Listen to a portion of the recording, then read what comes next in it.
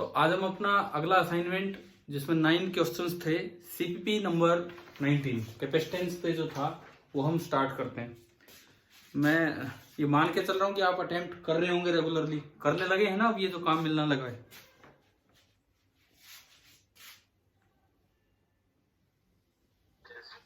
ठीक है, आंसर्स बताइए। फर्स्ट का क्या आया? First B. ठीक है, पहले का जो आंसर है दैट इज बी।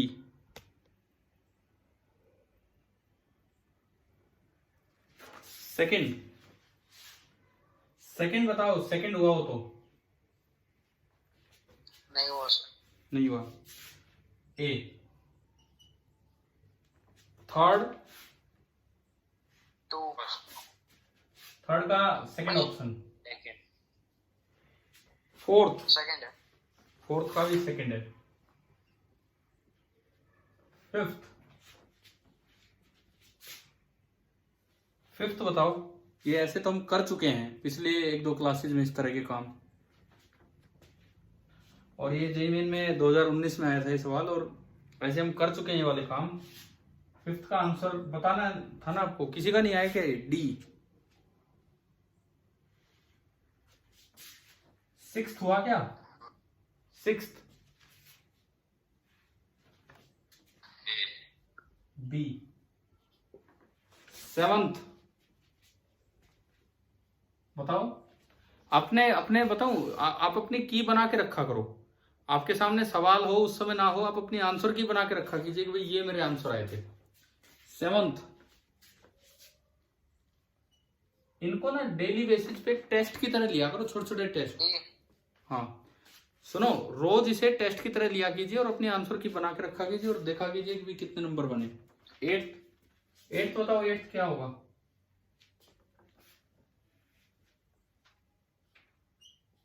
सी।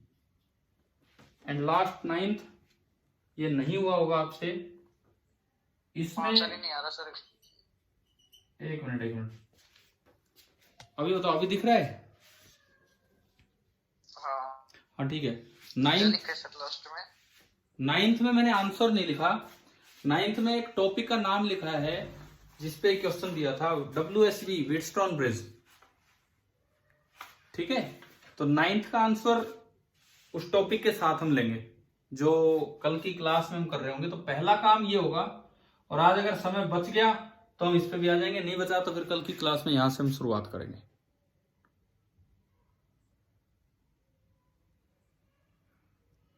अब आप ये बताओ, इनमें से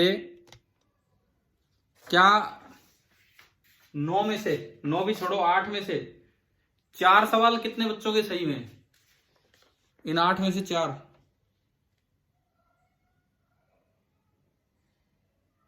मेरे से ही सर। हाँ ना, आप एक बार हैंड रेज कर दीजिए, मैं इसमें देख लूंगा कौन कौन है। कनिका, मतलब 4 या 4 से ज्यादा? कनिका, हर्षित, अंकित, विवेक। चलिए ठीक है, अब हम अपना डिस्कशन पार्ट स्टार्ट करते हैं। क्वेश्चन नंबर 1 भाई बताओ, पूछना है क्या या हो गया है सभी से? नो सर, फर्स्ट हो गया सर। नहीं, जिनका किसी का नहीं हुआ हो तो वो बताओ ताकि मैं डिस्कस करूं, नहीं तो फिर मैं आगे बढ़ूंगा। किसी को डाउट नहीं है इसमें? ठीक है। सेकंड, सेकंड में ये जो डायग्राम मैंने लिया था, ये रेस्निक हेलिडे जो बुक है, सुना होगा ना नाम, फिजिक्स की एक पुरानी ऑथर की बुक है रेस्निक हेलिडे। तो मैंने वहां से डायग्राम लिया था। उसमें मतलब ऐसे वो वाली बुक नहीं जो बाद में हो सकता है और भी आगे उनके नाम पे जिनमें क्वेश्चन, लेकिन ये मेनली क्या। तो सुनो, आवाज क्लियर नहीं आ रही अब। आवाज क्लियर नहीं आ रही अब भाई, तो जो जैसी नेटवर्क फैसिलिटी होगी उसी से चला जाएगा। ठीक है, तो सेकंड सुने, मैंने आपको एक चीज बताई थी कि केवीएल के बीच में भी अगर ब्रांच हो तो भी कोई फर्क नहीं पड़ता, हम बार बार घूम सकते हैं। बताया था कि नहीं? केवीएल जब पढ़ाया तब एक बात आपको बताई गई थी कि अगर बीच में ब्रांच भी आ जाए, कोई एक लूप है उसके बीच में अंदर कुछ भी कटपिट ब्रांच आ जाए तो भी फर्क नहीं पड़ता, आप कहीं भी घूम के क्लोज लूप ढूंढ सकते हैं। बताओ ये बात आई थी कि नहीं? ठीक है, इसमें क्या है, कुछ बैटरीज हैं 10 वोल्ट की और कैपेसिटर हैं 6 माइक्रोफेराड के, सारे के सारे। लेकिन ये कहता है कि एक सी कैपेसिटर जिस पे लिखा है ना सी, ये कहता है कि उस पे कितना चार्ज आया होगा वो आप बताओ। तो भाई तरीका सुनो क्या है, आप किसी और कैपेसिटर को लूप में शामिल मत करो, क्योंकि एक पे Q1 आया एक पे Q2 आया, तो फिर KVL लगाओगे तो दो दो वेरिएबल आ जाएंगे, Q1 इसका Q2 उसका, और एक इक्वेशन से दो वेरिएबल सोल्व नहीं होते। आप एक ऐसा लूप ढूंढो, कभी किए ना रास्ता ढूंढो टाइप काम किए होंगे आपने कई बार इस तरह के खेल, तो ये तो वो खेल है। आप एक ऐसा लूप ढूंढो जिसमें केवल ये कैपेसिटर हो और इसके अलावा कोई दूसरा कैपेसिटर ना आए तो खाली बैटरी है, फिर KVL लगाते इसका चार्ज आ जाएगा। केवल ये कैपेसिटर हो। क्या समझ आ रहा है क्या ऐसे बड़े सर्किट कैसे देखने हैं आपको? हाँ भाई बताओ, मेरी बात सुनाई दी और समझ आई? अगर आपने अपने क्लोज लूप में एक भी और मिल गया सर। मिल गया, हाँ ठीक है, लेकिन पहले उसका फायदा सुनो। अगर आपने एक भी और कैपेसिटर ले लिया तो एक Q1 चार्ज इस पे Q2 इस पे, तो एक एक KVL की इक्वेशन में दो दो वेरिएबल आ जाएंगे। मैं ढूंढने की कोशिश करूं, आपको डायग्राम दिख रहा है क्या अपने पास जहां भी है? जैसे भी मैं इसके अकॉर्डिंग चलता हूं। थोड़ा मैं इधर आया निकल के, फिर मैं इधर गया, जहां भी कैपेसिटर है वहां से आगे निकल लो। इधर तो कैपेसिटर है, इधर चलो, यहां भी कैपेसिटर है, मत जाओ और आगे चलो। ये बैटरी दिखी तो हम मुड़ दिया आगे, सही ढंग से आप लेके चलो।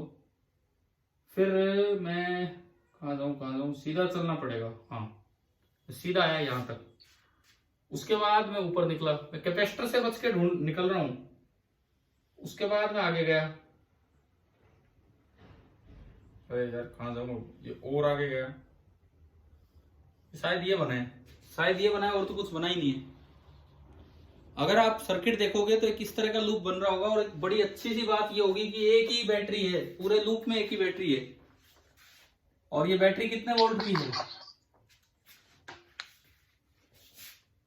10 वोल्ट की। बीच में से कोई जुड़े हो, मैं तो अपना क्लोज लूप ढूंढ के उसमें KVL लगा सकता हूं। ये मेरे को एक बैटरी मिली इस तरह से, और ये जो कैपेसिटेंस है यहाँ कितने का है? कैपेसिटेंस है 6 माइक्रोफेराड के। तो भाई ये साइड हाई पोटेंशियल है, तो मान लो यहाँ Q चार्ज आया और यहाँ -Q आया, तो यहाँ पोटेंशियल डिफरेंस कितना लिखा जाएगा? कैसे लिखते हैं हम? +-Q/C। बताओ समझ आया कि नहीं आया? Yes sir. ठीक है, हाँ जी बोलिए। कोई कुछ पूछ रहा है क्या कोई? कैसे बनाना चाहिए? आप जब वो डायग्राम देखोगे, जब ये डायग्राम देखोगे, डायग्राम है आपके सामने, ये बताओ।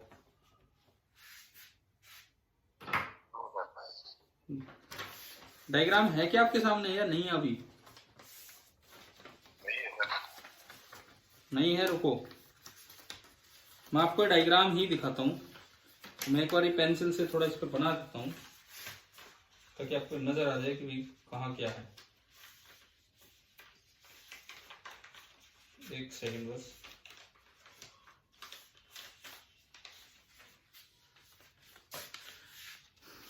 एक बार ये देखिए ध्यान से, दिख रहा है क्या डायग्राम?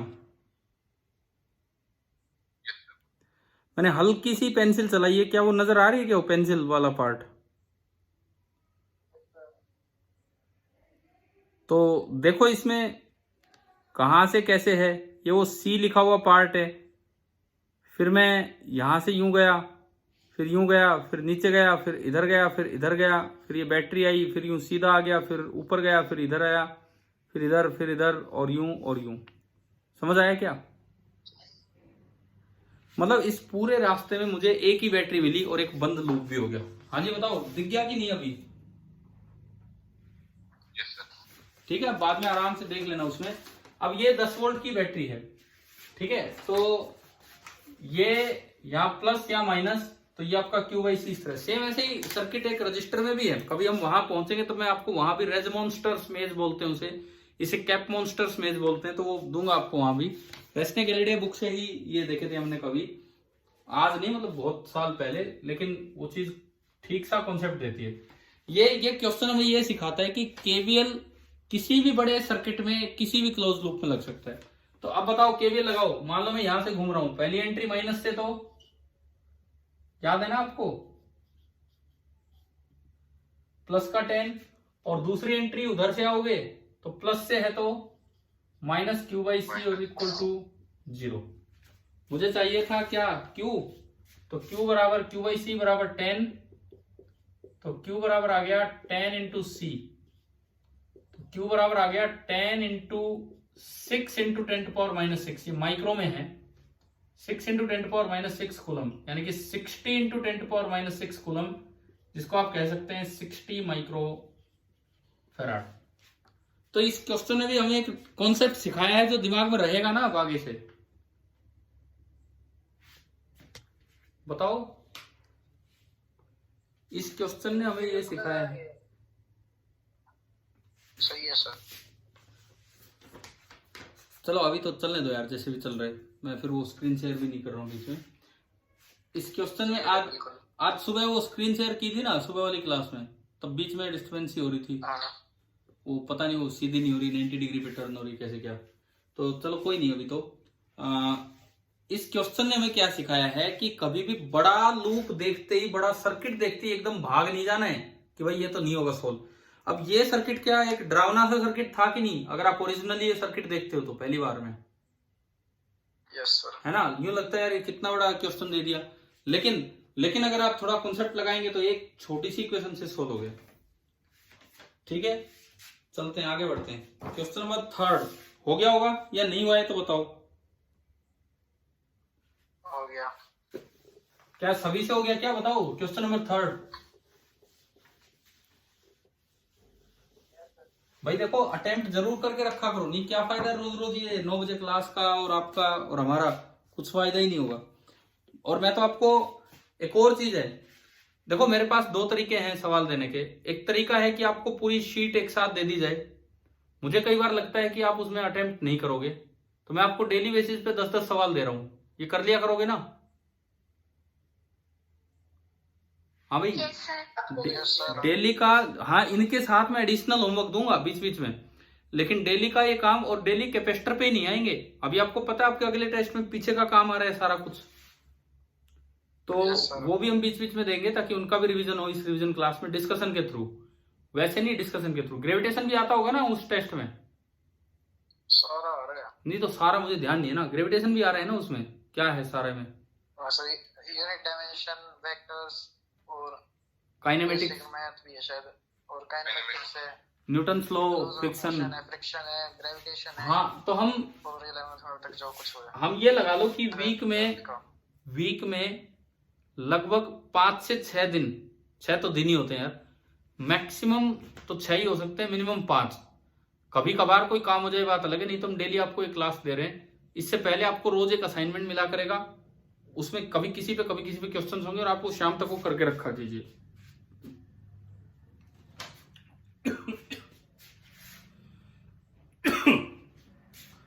क्वेश्चन नंबर 3 नहीं पूछना तो आगे बढ़ो। 4 हो गए,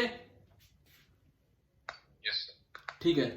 थोड़ा सा पता है 4th में क्या गलती करता है बच्चा, मैं आपको बताऊं, पहली बार में हो सकता है आप में से भी कुछ कर गए हों, सीरीज और पैरेलल के उल्टे फॉर्मूले लगा जाते हैं स्टूडेंट्स।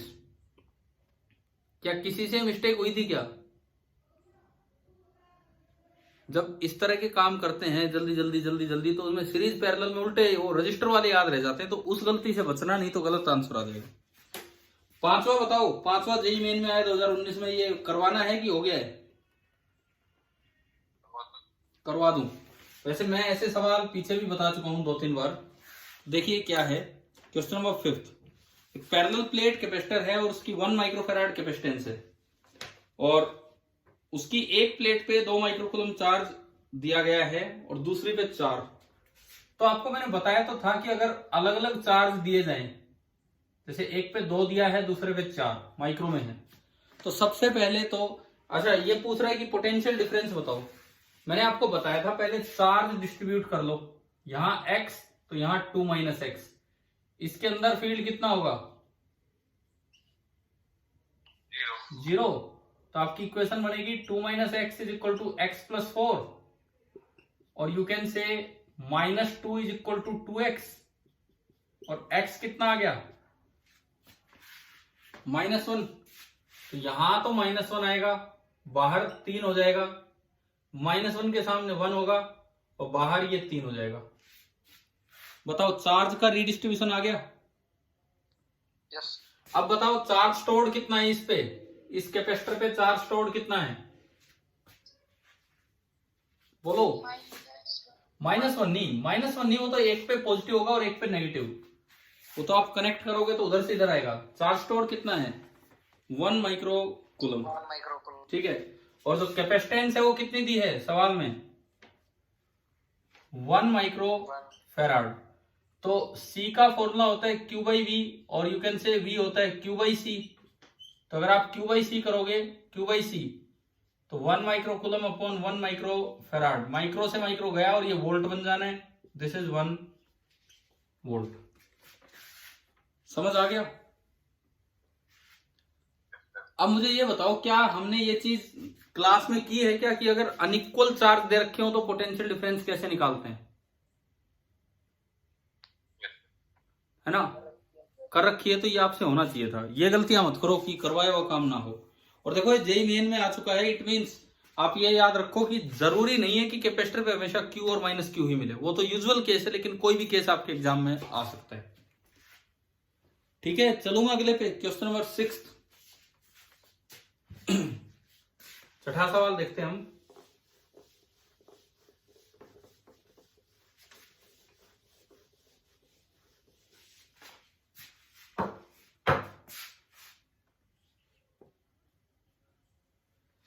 ये जो रात वाली शाम वाली क्लास है, मैं क्लास से पहले कोई ऐसे मैसेज नहीं डालूंगा कि आज क्लास है या इस तरह का है, मैं बस आपको लिंक भेज दिया करूंगा कुछ 15-20 मिनट पहले, ठीक है ना। आप अपने आप समझा करो कि क्लास है। हाँ, किसी दिन नहीं होगी तो मैं या तो दिन में बता दूंगा या मैसेज डाल दूंगा, ये होगा।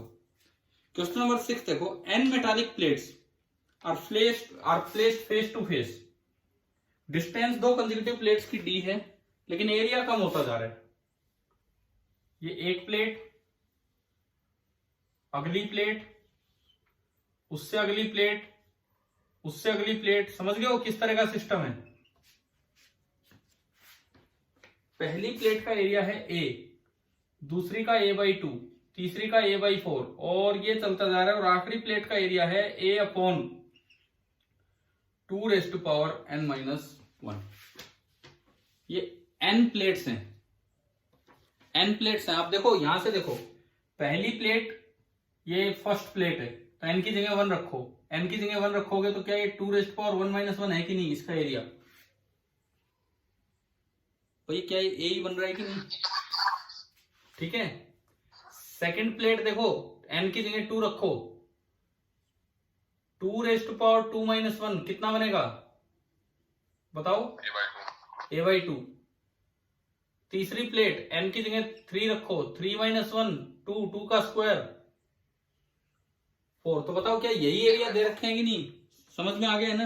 Yes sir. ठीक है, अब इक्विवेलेंट कैपेसिटेंस बताना है। इसकी कैपेसिटेंस C1 मान लो, अगले की C2, अगले की C3, और यूं बताओ ये C1 C2 C3 सीरीज में है कि पैरेलल में, एक के आगे एक जा रहे हो कि ऊपर नीचे जा रहे हो, सीरीज में, सीरीज में है। पहले C1 लिखो, एप्सिलॉन इनटू एरिया, इसका लें कि इसका लें बताओ, छोटा वाला कॉमन एरिया, इसका एरिया कितना था A/2 था ये, A/2, और डिवाइडेड बाई D। C2 लिखो, C2 एप्सिलॉन A बाई कौन सा लें बताओ, कौन सा लें, छोटे वाला एरिया A/4, ठीक है। ये बना, ये बना, ये बना, इस तरह से पूरी सीरीज बन जाएगी आगे, और ये सारे के सारे आपके किस में हैं, सीरीज में। तो सीरीज में जो फॉर्मूला होता है वो ये होता है 1/C इक्विवेलेंट 1/C1, उल्टा कर दो भाई इसको, 2D/ε0A, 1/C2 4D/ε0A, और जब आप लास्ट वाले में जाओगे तो आखिर में आपको पता होगा आखिरी एरिया ये लेना है, कॉमन एरिया होगा ये छोटे वाला, तो ये बनना है epsilon naught A upon 2 raise to power n minus 1, और सेपरेशन तो d है ही। हाँ जी बताओ, क्या ये समझ आया क्या? बताइए, क्लियर है कि नहीं, बताओ यहां तक।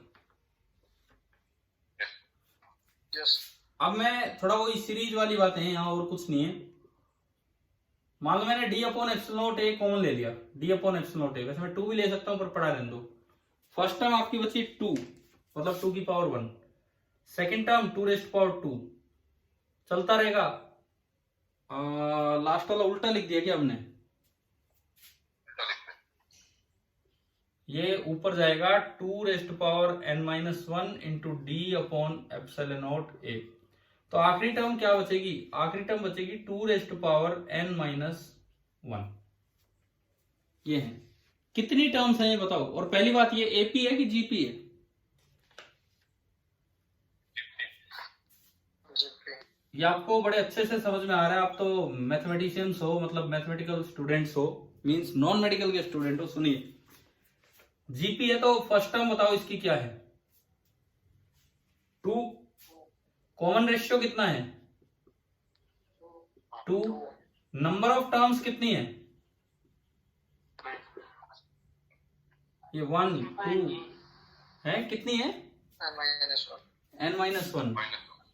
n माइनस 1 इनफाइनाइट होती तो a अपॉन 1 माइनस आर कर देते। तो आपको यार ये भी तो याद होगा, सम ऑफ, सर ये अगर r ग्रेटर देन 0 तो हाँ हाँ क्या थोड़ी निकले। ठीक है ठीक है ठीक है, अगर ये r ग्रेटर देन, इसमें क्या बनेगा बताओ? वो इनफाइनाइट में, ठीक है मैं उस डिटेल में नहीं जा रहा हूँ। अगर r ग्रेटर देन 1 है तो वो तो इनफाइनाइट ही चला जाएगा, r लेस देन 1 हो तो वो है।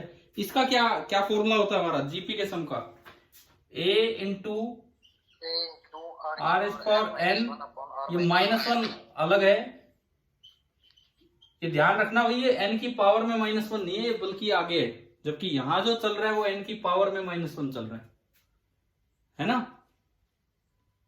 ठीक है, तो ये सम आपने अलग से निकाला, पुट किया मैंने वैल्यू, a है 2, r भी 2 रेज़ टू पावर n -1 ना, n कितना है? नंबर ऑफ टर्म्स कितनी है? n की जगह क्या आएगा? n माइनस 1, और अपॉन r माइनस 1। तो ये आपका सम बना, देखो नीचे तो 1 हो गया, उस 2 को मल्टीप्लाई कर दो, उस 2 को मल्टीप्लाई कर दो, तो 2 की पावर 1 और ये 2 रेज़ टू पावर n और -2। बताओ ये सम आ गया कि नहीं? हाँ भाई बोलो, समझ आया? अरे बताओ, सम क्लियर हुआ कि नहीं? Yes sir. ठीक है, तो ये यस सर नो सर कर दिया करो यार, मैं वेट करता रहता, तो पता नहीं समझ आया कि नहीं आया। तो ये आपका होगा d upon epsilon naught A, और ऊपर आपका बना 2 raise to power n minus 2। तो अगर आप सी इक्विवेलेंट निकालेंगे तो सी इक्विवेलेंट बनेगा epsilon naught A upon d और 2 raise to power n minus 2। ऐसा ऑप्शन आपका है बी। तो बताओ ये सीरीज का यूज समझ आ गया, कैसे इनमें यूज होगा? ठीक है, चलिए 7th पे चलते हैं। Question number 7। ये मैं मिटा दूं ना, आप बता दिया करो, अगर कोई नहीं लिखा हो तो बता दिया करो, रुक भी जाया करेंगे। मिटा दो। ठीक है,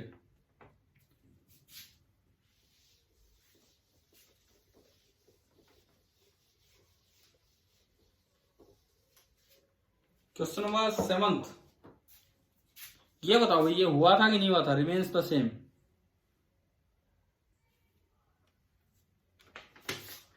एक कैपेसिटर की 2 प्लेट्स हैं, एक पे चार्ज क्यू है और एक पे माइनस क्यू है। कोई और एक्सटर्नल सोर्स है नहीं इसके पास, कहीं से भी चार्ज और बढ़ सकता है इनके बीच में, लेकिन कैपेसिटी इसकी इंक्रीज कर दी। अच्छा मान लो पहले वैक्यूम था, क्वेश्चन नंबर 7 पे हम हैं, पहले वैक्यूम था, तो दोनों प्लेट एक दूसरे को कितने फोर्स से खींच रही होती हैं? पढ़ा हुआ हमने, Q² upon 2a epsilon not.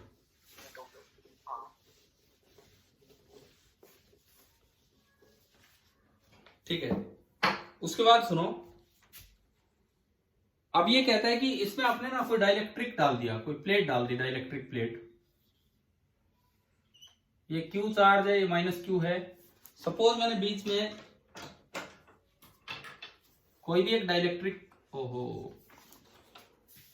Pan ही सो गए, बोल जी 9 बज लिए बस, अब हम नहीं चलेंगे। आप लोगों का तो ऐसा हाल नहीं है ना अभी?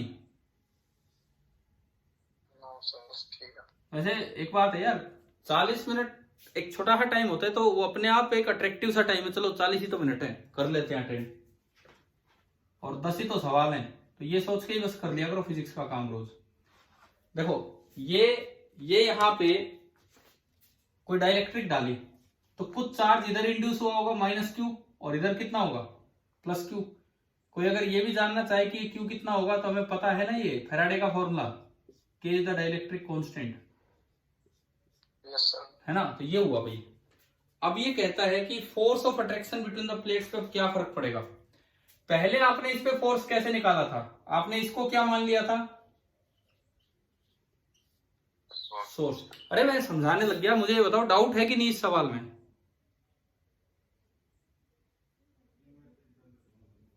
या हमारे दिमाग में ये बताओ कि जो डाइलेक्ट्रिक डल है, हाँ, ये मतलब बीच में आधा डल है या मतलब पूरा भर रखा है? कहीं डालो उससे फर्क नहीं पड़ता, पूरा एरिया भर। कुछ फर्क नहीं पड़ता उससे।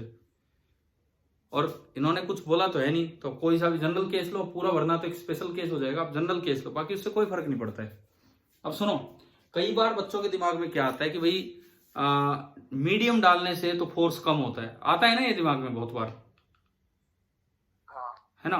तो इसलिए भी ये सवाल दिया था। अब सुनिए इधर, हमने ये फोर्स कैसे निकाला था, इसको सोर्स माना, फिर इस सोर्स का फील्ड लिखा E, इस सोर्स का फील्ड लिखा E, वो कितना था Q/2A एप्सिलॉन नॉट, और फिर ये माइनस क्यू। बल्कि मैंने आज इस असाइनमेंट के साथ आपको वो फेराडे फेनमैन लेक्चर वाली वो थ्योरी भी स्कैन करके दी है। पढ़ा था क्या किसी ने? नहीं पढ़ा? 9वें सवाल के बाद मैंने वो एक करवाया था कि एक मैथमेटिकल एक्सप्लेनेशन की क्यों ये फोर्स Q इंटू ई की बजाय हाफ क्यू ई दिखता है, करवाया था। यस सर कराया था। हाँ, तो वो फेनमैन की जो एक्सप्लेनेशन थी, जो ओरिजिनल है, मैंने आपसे कहा था कि ये तो क्वेश्चन ही फेनमैन लेक्चर से ले रखा है एनसीईआरटी ने, तो मैंने जो फेनमैन लेक्चर्स में जो ओरिजिनल एक्सप्लेनेशन है वो एज इट इज आपको स्कैन करके इसके साथ दी है। अच्छा, आप देखो, मैं आपके लिए हर बार वीडियो अपलोड भी करता हूँ, तो उसमें मैं ये सीपीपी भी लगा देता हूँ, डिस्क्रिप्शन बॉक्स में लिंक कर देता हूँ। चलिए, अब इसी तरीके से आप फोर्स निकालो। इस पे फोर्स निकालना है तो सोर्स 3 हो गए, एक तो ये सोर्स है, एक ये भी सोर्स है, और एक ये भी सोर्स है। क्या 3-3 लोग उस पर फोर्स लगा रहे होंगे कि नहीं? 3-3 चार्ज। Yes sir. ठीक है, तो तीनों का फील्ड लिखवाओ। इस क्यू का फील्ड दूर की तरफ होगा E1 Q/2A एप्सिलॉन नॉट। अच्छा, इस माइनस क्यू का फील्ड खुद की तरफ होगा, डिस्टेंस से तो इंडिपेंडेंट होता है, कितना होगा स्मॉल Q/2A एप्सिलॉन नॉट। और इस प्लस क्यू का फील्ड दूर की तरफ होगा, स्मॉल Q/2A एप्सिलॉन नॉट। क्या ये दोनों फील्ड कैंसिल हो गए हैं कि नहीं? इसकी लोकेशन पे, इस माइनस क्यू की लोकेशन, क्या इन दोनों का फील्ड कैंसिल हो गया कि नहीं? है ना। तो क्या अभी भी फोर्स लगाने वाला वही फील्ड बचा है ना जो पहले था। ठीक है, तो फोर्स क्या होगा, बिल्कुल सेम होगा।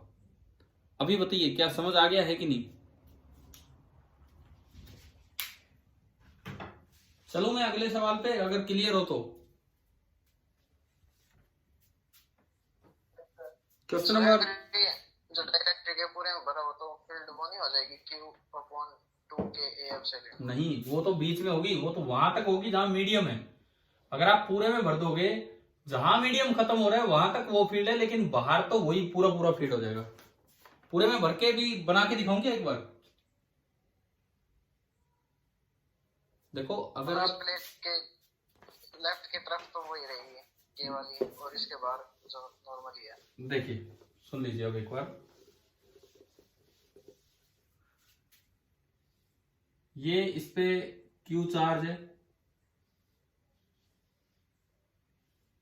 और इस पे माइनस क्यू चार्ज। अब हम ये तो कर नहीं सकते कि प्लेट्स को ही मीडियम में डाल दें। अगर प्लेट्स को ही मीडियम में डाल दिया ना तब तो हो सकता है फील्ड कम हो जाए, तब की बात नहीं कर रहे हम। प्लेट्स तो बाहर हैं, प्लेट्स बाहर हैं और उनके बीच में आपने ये मीडियम भरा है,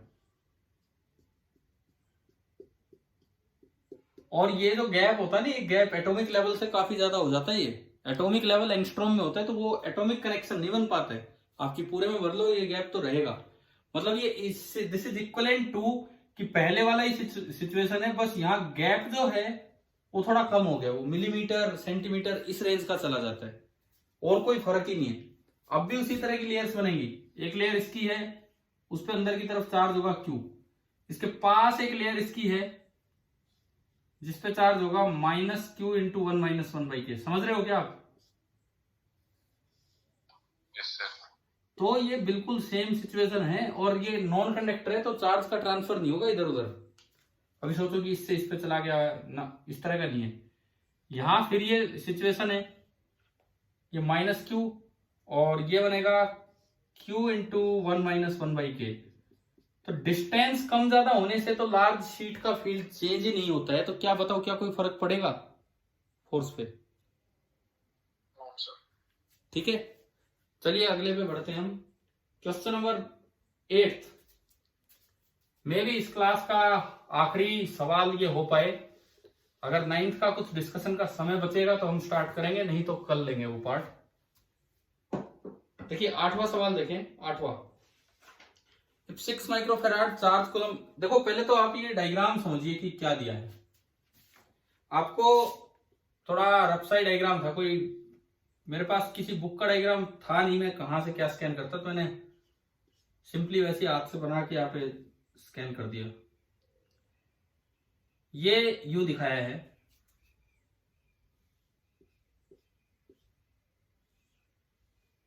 यहां पे मैंने ये सिंबल यूज किया है।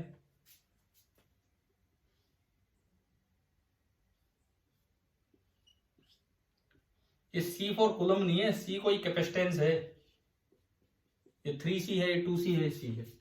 और बोला है कि A पॉइंट पे अगर 6 माइक्रोकूलम चार्ज दिया जाता है तो बताओ 2C वाले कैपेसिटर पे कितना चार्ज आएगा, ये पूछा है। तो पहले तो आप ये बताओ ये किस चीज का सिंबल होता है? ये अर्थिंग का, और ये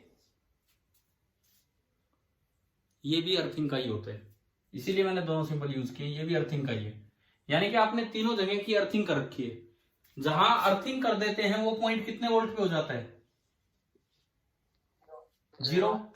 ये वाला पॉइंट भी आपका 0 वोल्ट पे, और ये वाला पॉइंट भी आपका 0 वोल्ट पे। मेरे पास वो जरूर भेज दिया करो शाम की क्लास का स्क्रीनशॉट, अटेंडेंस का कर दोगे ना अपने आप। मैं रोज क्या बोलूं, आप एक बार भेज ही दिया करो कोई भी स्टूडेंट, ठीक है, जिससे मुझे आइडिया लगता रहे कि हाँ कौन कौन बच्चा है। क्लियर है? कर दिया करोगे? कोई भी 1-2 स्टूडेंट जिसका मन करे कर दिया करो रोज। कल भी आपने भेजा था, मैंने देख लिया था कौन है। अब सुनिए इधर, और A पॉइंट का पोटेंशियल कुछ भी V मान लो, VA। तो एक बार यूं बताओ, इसके बीच में पोटेंशियल डिफरेंस कितना है? VA minus 0। इसका पोटेंशियल डिफरेंस कितना है? VA minus 0। और इसका पोटेंशियल डिफरेंस VA माइनस 0। अगर तीनों कैपेसिटर्स के अक्रॉस पोटेंशियल डिफरेंस सेम है तो तीनों सीरीज में है कि पैरेलल में? पैरेलल। तो आप इसका इक्विवेलेंट जो डायग्राम बनाओगे, एक साइड तो A पोटेंशियल वाली जगह, एक साइड 0 पोटेंशियल वाली जगह, और तीनों के तीनों कैपेसिटर उनके बीच में लगे हुए, तीनों के तीनों कैपेसिटर। बताओ क्या आसान सा डायग्राम समझ आ गया? अब ये क्या है? एक C है, एक 2C है और एक 3C। ठीक है, अब ये कहता है कि A पॉइंट पे मैंने चार्ज प्रोवाइड किया 6 माइक्रोकूलम। वो कैसे किया जाता है? आपने कोई बैटरी यहां कनेक्ट की होगी और बैटरी ने इस तरह से चार्ज फ्लो करवाया होगा, यानी कि यहां से जो चार्ज गया दिस इज 6 माइक्रोकूलम। आज ही आपने पढ़ा था पैरेलल में चार्ज किस तरह बढ़ता है, डायरेक्ट रेशियो, इनवर्स रेशियो, बताओ? Direct ratio. तो Q1 is to Q2 is to Q3, this is equal to, ये रेशियो लोगे तो 3:2:1 और टोटल चार्ज है कितना 6। तो इसके 6 हिस्से कर दो, 3 और 2 5 और 1 6, 6 के 6 हिस्से करोगे तो एक पार्ट 1 माइक्रोकूलम आया, तो 3 पार्ट तो इसको दे दो, Q1 हो गया 3 माइक्रोकूलम, 2 पार्ट दूसरे को Q2 हो गया 2 माइक्रोकूलम, और एक पार्ट पहले को Q1 हो गया 1 माइक्रोकूलम। डिवाइड, ये डिवीजन तो आता है ना यार आप लोगों को, ये सब तो तो बताओ कौन से पे पूछा इस सवाल में? इसमें पूछा था 2C पे, तो 2C ये है, 2C वाला Q2 है, तो कितना क्या आंसर आया उस पे, कितना चार्ज होगा 2 माइक्रोकूलम। मतलब ये सवाल देने का पर्पज ये था कि सर्किट में अगर अर्थिंग है तो आप उसको पहचानिए कि कैसे यूज करना है,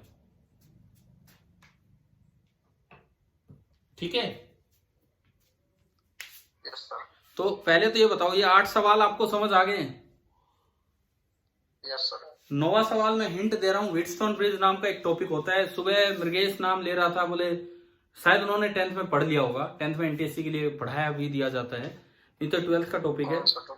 व्हीटस्टोन, चार्ल्स व्हीटस्टोन एक साइंटिस्ट थे, उन्होंने एक बड़ा अच्छा क्या 11th में भी आया होगा, बिल्कुल 11th में जो थर्मल रेजिस्टेंस वाला जो पार्ट आता है वहां भी बताया जाता है हीट कंडक्टिविटी और, ठीक है, तो उनमें हुआ होगा। तो ये तो हम कल करेंगे और उसके साथ फिर आप ये सवाल ट्राई करना। दूसरी बात, अब आप नीचे आओ, इसके नीचे क्या, ये बताओ कि इसमें होता क्या है, ये जो है ब्रिज पढ़ लेना। अरे तो मैंने आपको नाम बता दिया ना, आप एक बार खुद, क्या अगर आपने 9th में पढ़ा हो, 9th कह रहा हूं सॉरी, मैं +1 में कुछ इस तरह का नेटवर्क होता है, इस तरह का, डिटेल में तो हम कल जाएंगे, कैपेसिटेंस भी हो सकते हैं, रेजिस्टेंस भी हो सकते हैं, ऐसा इस तरह का कोई नेटवर्क होता है। अब ये मैं कल ही तो आपको सिखाऊंगा। पढ़ा हुआ है क्या ये वाला? पढ़ा हुआ है, अगर क्वेश्चन कराए थे आशीष सर ने, करवाए थे ना, तो ठीक है, हाँ ठीक है, मैंने आपको हिंट दिया है, लेकिन क्या आपको पहचानना आता है क्या टेढ़े मेढ़े अरेंजमेंट से व्हीटस्टोन ब्रिज? अब इस क्वेश्चन में ऐसा तो दिखा नहीं रखा हमने, है ना। तो ये कल की क्लास का एक शुरुआती टॉपिक हमारा हो जाएगा व्हीटस्टोन ब्रिज, कल जो मॉर्निंग या जो 11:30 बजे हमारी क्लास होगी उसमें। समझ आया क्या? ठीक है, आप अपने लेवल पे ट्राई कर लेना, मैंने WSP लिख के छोड़ दिया यहाँ, लेकिन मैं फिर कल, क्योंकि वो +1 वाला पार्ट रिवाइज कर लेना, वहां से पता लग जाएगा क्या है क्या नहीं।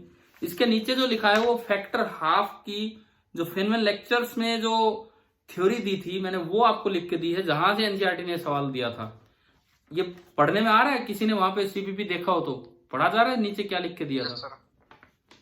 तो वैसे मैंने वो करवा रखा है, आप वो कर लेना। कितने बच्चे थे आज मीटिंग में? 13 हैं, कम है यार, कम है ये काफी। चलिए कोई नहीं, जो हैं कम से कम वो ढंग। कल हम अपनी शुरुआत करते हैं यहां से, अभी तो समय होने भी वाला है, और कल किसी और असाइनमेंट के साथ शाम को फिर दोबारा मिलेंगे इसी समय, ठीक है यार? अभी तो नहीं, वो मैं बनाऊंगा, मेरे पास कोई बने हुए तो रखे नहीं है, ठीक है, बनाने पड़ेंगे। तो अब अभी क्या दिन में शाम को नहीं मिलता आपको टाइम? शाम को क्यों, आपकी क्लासेस चलती रहती हैं क्या? ठीक है चलो, मैं देखता हूं, अभी करता हूं आज जैसे भी हो पाएगा। Thank you.